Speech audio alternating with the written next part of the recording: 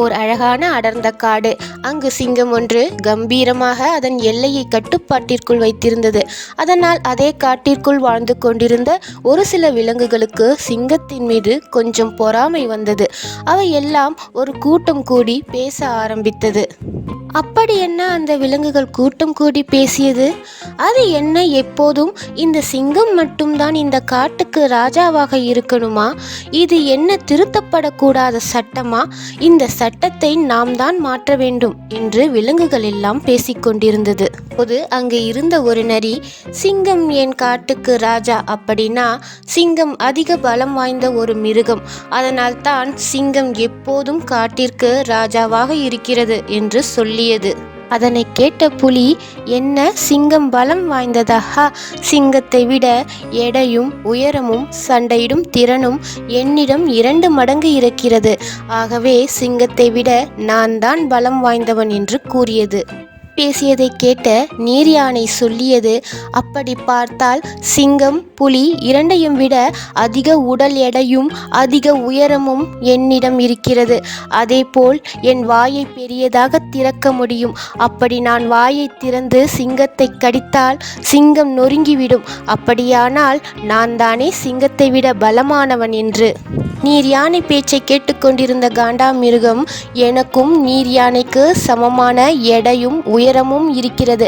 அதோடு எல்லோரையும் விட என்னிடம் நீளமான மற்றும் கூர்மையான கொம்பு உள்ளது. இந்த கொம்பை பயன்படுத்தி சிங்கத்தை குத்தி கிழித்து விடுவேன். இப்போது சொல்லுங்கள், நான் தானே சிங்கத்தை விட பலமானவன் என்று கூறியது. இவர்கள் பேசுவதை அமைதியாக கேட்டுக்கொண்டிருந்த ஒட்டகச்சிவிங்கி, இப்போது எனது உயரத்தை பாருங்கள். சிங்கத்தால் என்னை என்ன செய்துவிட முடியும்? சிங்கம் என்னை தாக்க வந்தாலும் நான் உதைக்கும் உதையில் சிங்கம் பறந்து ஓடிவிடும். ஆகவே நான் தான் சிங்கத்தை விட பலமானவன் என்று ஒட்டகச்சிவிங்கி சொல்லி முடித்தது.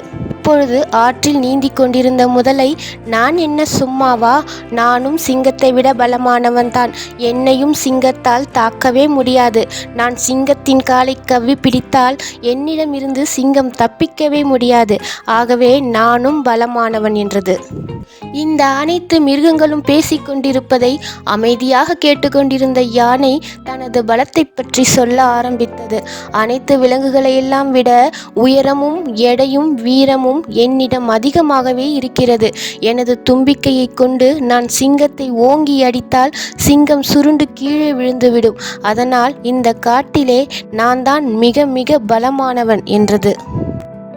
இதையெல்லாம் கேட்ட குரங்கு சொன்னது, எத்தனை பேர் சிங்கத்தை விட பலமானவர்களாக இருந்தாலும் இந்த காட்டிற்கு ராஜாவாக சிங்கம் இருப்பதற்கு மிக முக்கிய காரணம், அது எந்த விலங்குகளைக் கண்டும் பயந்ததே கிடையாது. அதற்கு பயம் அப்படின்னா என்னவென்றே தெரியாது. அதனால் சிங்கம் காட்டுக்கு ராஜாவாக இருக்கிறது. விலங்குகள் அனைத்தும் தனது பலத்தை பயன்படுத்தி சிங்கத்தை இந்த காட்டை விட்டு விரட்ட வேண்டும் என்று திட்டமிட்டது. திட்டமிட்டபடியே நரி சிங்கத்திடம் சென்று, சிங்கராஜா, காட்டில் உள்ள மிருகங்கள் எல்லாம் உங்களை பார்க்க சேர்ந்து வந்துள்ளன. ஏன் என்று தெரியவில்லை, வாங்க என்று அழைத்தது. இதனை அறிந்த சிங்கம் நரியை நம்பி விலங்குகளை பார்க்க வருகிறது. அப்பொழுது அங்கு நின்று கொண்டிருந்த ஒட்டகச்சிவிங்கி சிங்கத்தை எட்டி உதைத்தது. என்ன நடக்கிறது என்று சிந்திப்பதற்குள் சிங்கம் சுருண்டு தூரமாக போய் விழுகிறது. அங்கிருந்த காண்டாமிருகம் தனது கொம்பினால் சிங்கத்தை குத்தி தூரமாக வீசுகிறது. சிங்கம் அங்கிருந்த ஆற்றில் போய் விழுகிறது. அப்பொழுது தட்டு தடுமாறி சிங்கம் எழுந்து நிற்கும் போதே சிங்கத்தின் காலினை கவ்வியது முதலை.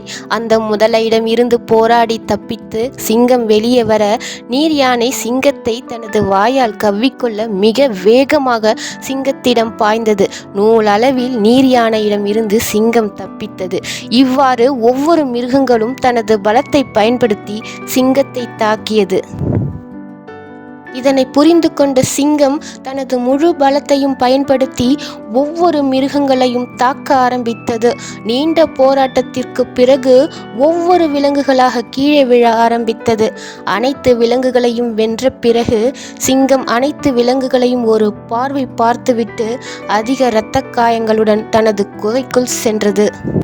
மறுநாள் காலை சிங்கத்துடன் சண்டை போட்ட அனைத்து மிருகங்களும் பேசிக் கொண்டிருந்தன. என்ன தெரியுமா? சண்டை போட்டதில் சிங்கத்திற்கு அதிக இரத்த காயம் ஏற்பட்டிருக்கிறது. அதனால் சிங்கம் குகையிலேயே இறந்திருக்கும், இல்லை என்றால் தன்னுடைய உடல் வலிமையை இழந்திருக்கும் என்று. அப்பொழுது அங்கு சிங்கம் உடல் முழுவதும் இரத்த காயங்களுடன் அதே கம்பீர நடையுடன் எந்த ஒரு பயமும் இல்லாமல் அந்த குகையிலிருந்து வெளியே வந்து, நான் யாரு, என்னுடைய பலம் என்ன என்று எனக்கு தெரியும், இப்போது நீங்களும் அதை தெரிந்து கொள்ளுங்கள் என்று சொல்லும் விதமாக அனைத்து விலங்குகளையும் பார்த்து சிங்கம் கர்ஜித்தது. சிங்கம் கர்ஜித்ததைக் கண்ட அனைத்து மிருகங்களும் பயந்து ஓட்டம் பிடித்தன.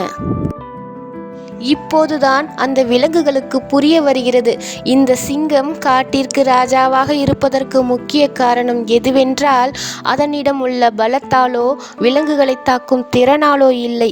அந்த சிங்கத்திற்கு எந்த ஒரு சூழ்நிலையாக இருந்தாலும் அதனை எதிர்கொள்ள முடியும் என்ற நம்பிக்கை அதற்கு உண்டு. மற்றும் பயம் அப்படிங்கிற ஒரு விஷயம் அதனிடம் இல்லை என்பது. திரும்ப சிங்கம் கம்பீர நடையுடன் அந்த காட்டிற்கே ராஜாவாக இருந்தது. ராகிய நமக்கும் எந்த ஒரு சூழ்நிலையிலும் அதனை எதிர்கொள்ளும் தன்னம்பிக்கையும் தைரியமும் நம்மிடம் இருக்க வேண்டும். எதற்கெடுத்தாலும் பயந்து கொண்டு இது நம்மால் முடியுமா என்ற தயக்கம் வரக்கூடாது. இந்த கதையில் வரும் மிருகங்களைப் போலத்தான் நம் வாழ்விலும் சில மனிதர்கள் நம்முடன் இருப்பார்கள்.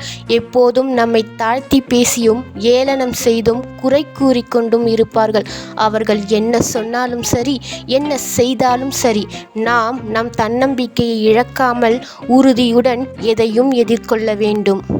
நீங்கள் ஒரு விஷயத்தை செய்ய நினைக்கும் போது உன்னால் எல்லாம் இந்த விஷயத்தை செய்ய முடியாது என்று யாராவது சொன்னால், கேலி பேசினால், அதை பற்றி கவலைப்படாமல் தன்னம்பிக்கையோடு என்னால் நிச்சயம் முடியும் என்று தயக்கமில்லாமல் செய்யுங்கள்.